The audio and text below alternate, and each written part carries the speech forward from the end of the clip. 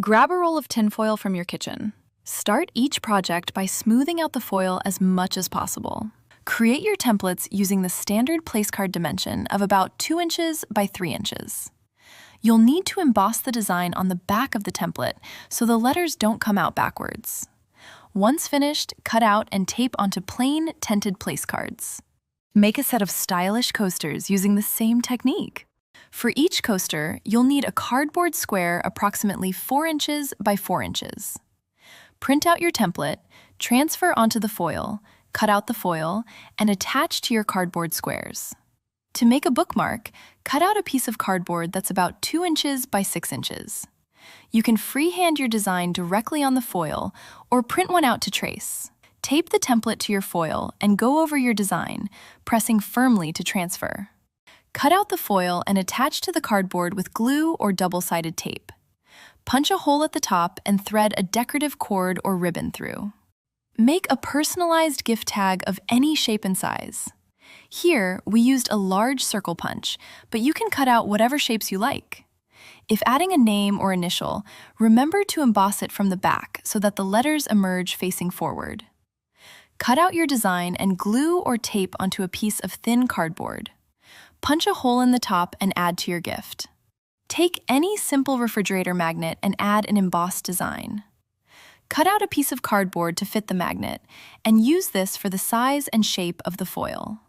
Print or freehand your design. Cut out the foil when finished, tape onto the cardboard, and attach to your magnet. This easy tinfoil hack will save you hundreds on this trendy idea and might even become your new favorite craft.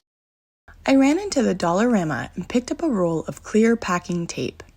Type out the items you'd like to organize on your computer. Then, print the list out on white printer paper. Grab your clear packing tape and carefully place a strip of tape over each word. Fill a bowl half with warm water.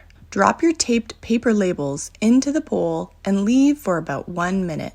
Using your fingers, begin rubbing off the paper backing carefully until all of the paper has been removed from the tape. The black word will remain on the clear tape. Grab your glass jar or vessel and gently stick the label onto the jar. I hope this inspired you to create DIY packing tape labels for all of the different areas in your own home. Do you want coastal-inspired decor but don't live near water? You can order shells from Amazon, like these beautiful, larger-sized oyster shells.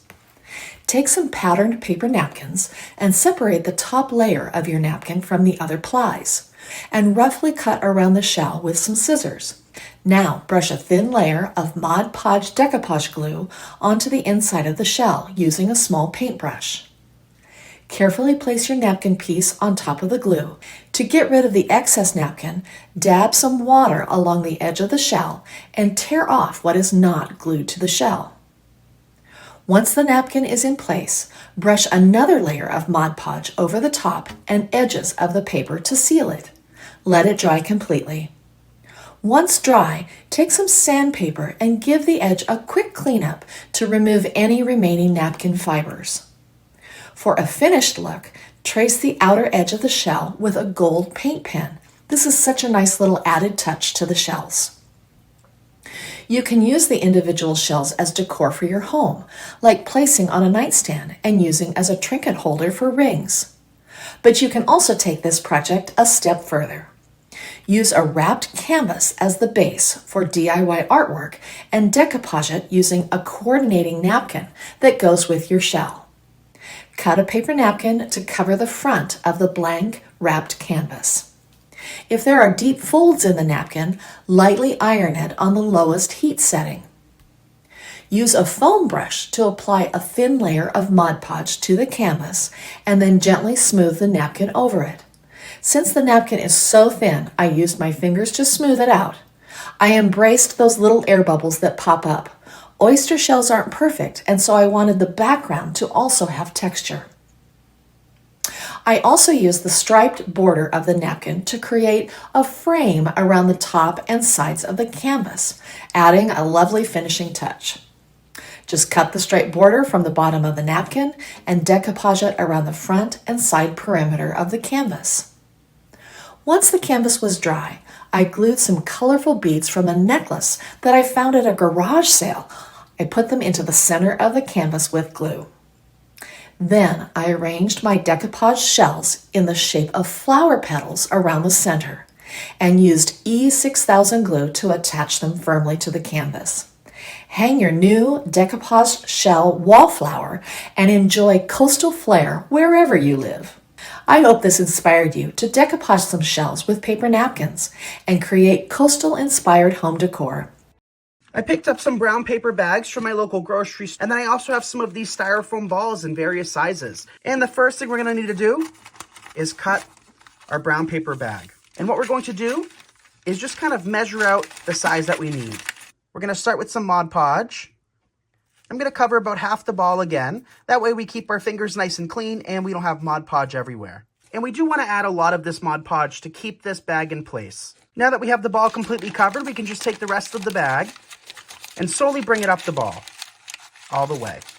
After doing that, we can just snip off some of the excess. And I do want to leave a little bit at the surface, and you can just kind of twist it around. I want 3 of them, so I'm going to take 2 more and do the same exact process, and we're going to be able to do this out of just 1 paper bag. So I have 3 beautiful yellow tulips, which are one of my favorites. So to start, we're going to cut our stem, leaving only about ½ an inch or so. So while the Mod Podge is still wet, I'm just going to kind of unravel the bulb a little bit. Take the end of our tulip, poke it right into the styrofoam, and then just take that brown paper bag and kind of squish it around. It's okay if it's jagged, it's okay if it's loose, because that's exactly how tulip bulbs grow. They kind of flake off as an onion would. Now it's time to create a pretty arrangement. So we're going to take some of those scrap stems that we got from the tulips. I'm just going to put them through my cutters. And we only need a little length to be able to insert into some styrofoam. So we're going to insert into the styrofoam ball, like so. Now we have this container. We already put some styrofoam, some moss, and some mossy rocks on top of it. And what we're going to do is just take our stems and poke them right in.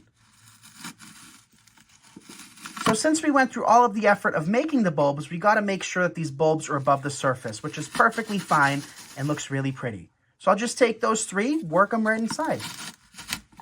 And here is how it turned out. I absolutely love it. And I think my favorite aspect of how fresh and exciting this looks and an unusual way of using spring bulbs by having the bulbs still revealed. I decided to keep it simple, just a little bit of moss, a couple rocks, and those 3 bulbs that we made together, all inside of a container. You can do this to any spring flowering bulb like I mentioned before, and they come in so many shapes and colors and sizes, along with the styrofoam balls to create.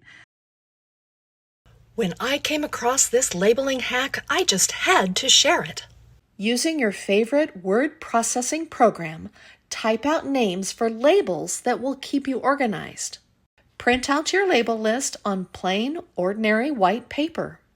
Cut the words apart, leaving a little bit of white space surrounding the text.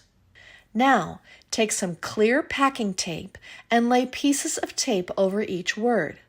It helps if you put a coin on the end of the tape so you can lift it easily later on. With the edge of a debit or credit card, press against the taped word and rub vigorously across the top of the tape. Trim off any excess tape with scissors, then simply drop it in a bowl of water. Make sure it is completely submerged and let it soak for a couple of minutes.